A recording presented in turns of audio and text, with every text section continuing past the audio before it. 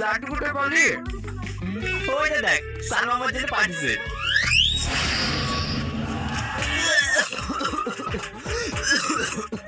শালা বুঝছি কি রে? কে তোর আবার কে এলো? জেনে শুনে বিষ খাবো না। ওরা কোথায় দিলে না আমাদের লাড়ু বিক্রি করে দেবে। আরে তোর তো ভয় করিস কেন রে? কিচ্ছু হবে না, খা। তোর সালমা বাড়িতে তুই খা, আমি খাবো না।